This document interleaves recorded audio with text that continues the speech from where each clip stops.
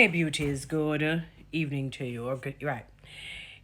Beautiful people, because we have been professing and prophesying a dunce, fully dunce, a sort of a completion in terms of the dunceness in our country. It seems as if it has permeated the entire land. And many people are aloof to things that have been going on from Johnny was a boy, from the beginning of time, so to speak. And this is in light of the violence in schools, the hypothesis as it relates to violence in schools that now we're talking about it could be, a mental disorder or some mental issues. One of the reasons why these things will disturb me a little bit, because when we want to create distractions, we come up with all sorts of anomalies and ridiculous. I don't want to necessarily say baseless or weightless, because maybe there's some linkage to the whole mental, I don't even know. There is a mental asphyxiation, let me call it that way, as it relates to what is happening to our children. I never forgot, I was looking on one of the ministers' page some time ago, earlier this year or late last year. And it was Dr. Herbert Gale who had done a study, went to a summit in 2019. And I know he was talking about 75% of the cohort that they were discussing in terms of recidivism, like going back into the jail systems because of multiple murders that they would commit, especially among young women. And I don't remember if they mentioned young men, was on the basis that they were tortured by their mothers. I was listening to a pastor on Sunday, and they talked about men who abuse women. Sometimes people link it to the sexual. Let's say if you see a man beat you, it means that he has moved away from the normal sexual way into something abnormal. Not necessarily true.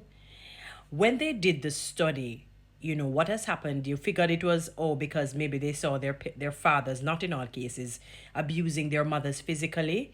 No. What ended up happening in these studies, I don't remember the year, it was done overseas, that they had overbearing mothers who abused the fathers, very dictatorial, controlling, autocrat. They were autocrats. You know, they were.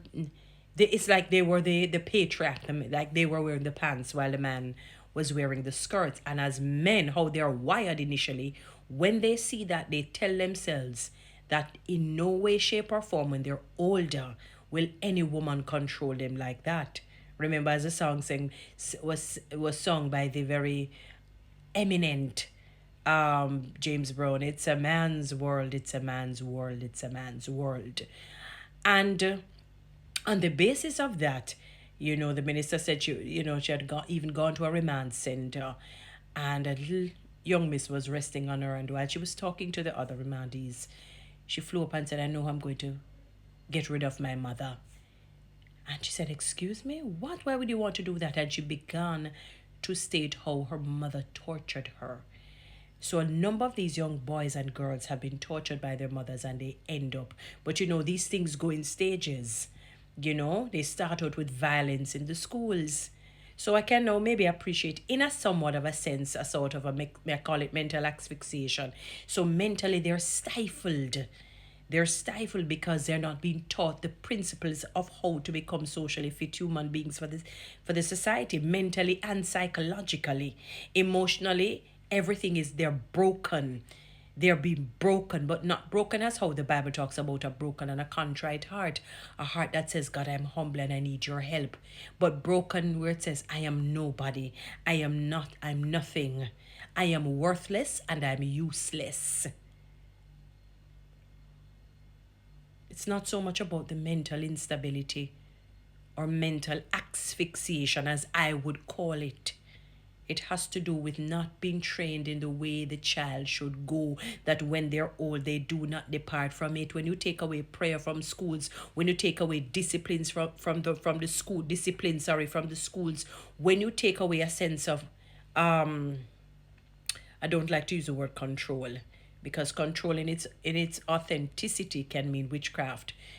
when you take away a level of authority, let us put it that way, from older people, we're talking administrators, we're talking teachers, where they can't discipline a child, you will reap monsters.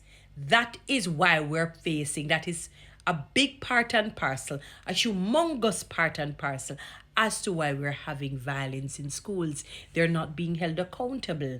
So what ends up happening when the child realizes that, they say, oh, so they can go to people who they are related to, who are in the bad man world or the bad woman world, and say, look here, the teacher is telling me this and that. Can you come and deal with them for me? And they said, no problem. And you come and you add more salt to the wound, you add salt to the slug. The children are not being taught discipline. They're not being held accountable.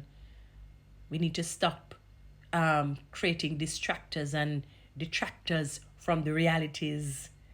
You put these things back in the schools: accountability, responsibility, discipline, some sense of authority among the adults, the teachers, the administrators, and see if you don't have a transformed society, a transformed a transformed school.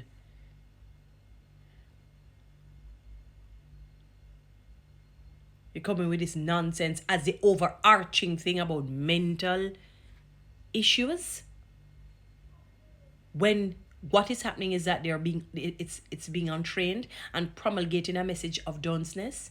If some of us did not hit out against the dunce bags, a lot of students would have been walking around with it. I could hardly believe that thing got printed and was distributed in our country. Dunce, the big dunce, a few months ago. I think it was earlier, sometime this year. Dunce. I could not believe it. If it's not this year, late last year, but I think it was this year. Dunce. And there was a few of us who said, what is this? Songs are being promulgated fully dunce. Well, then again, let me take back this whole madness thing, because I was watching a primary school in Kingston in recent times, because $2 million was donated. They were bought. And their choice of song was Mad We Are Madot. Mad We Are Madot.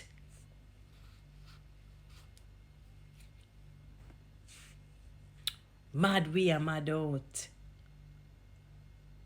And I do they shaking up themselves like they're doing the bop, like, you're losing your mind. You're not in your right mind, not understanding that you hurl words out there that will gain power and might and boomerang and affect your children. And ultimately affect you and create a total monster, a total leviathan in your family. Train up a child in the way he or she should go, that when they're old, they don't depart from it. If you spare the rod and spoil the child, you will reap monsters. That is what will happen. When you take prayer out of schools, what you're saying is, God, I no longer want your protection over my children. Any and everything can just happen to them in the negative. That is what you're saying. When you don't have accountability in there, you're saying, child, you can do anything thou will. That is the mantra of the Satanist. That Satan, that is his mantra, his commandment. Do as thou wilt.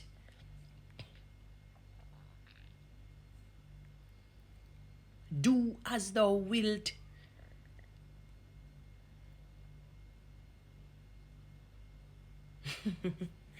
And then we talk about mental. And as I said, I saw the primary school accepted $2 million for sing mad. I'm just saying, I guess that's part of it, I guess that's a part of it, The piper comes to be paid. We give you whatever it is. You have to pay the piper, and they had to pay the piper.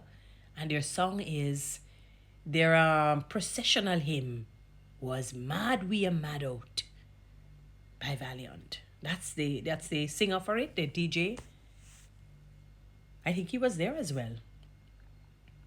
And this is not an indictment on him. He's an artist. He's probably thinking, look here, lady, I just make my money.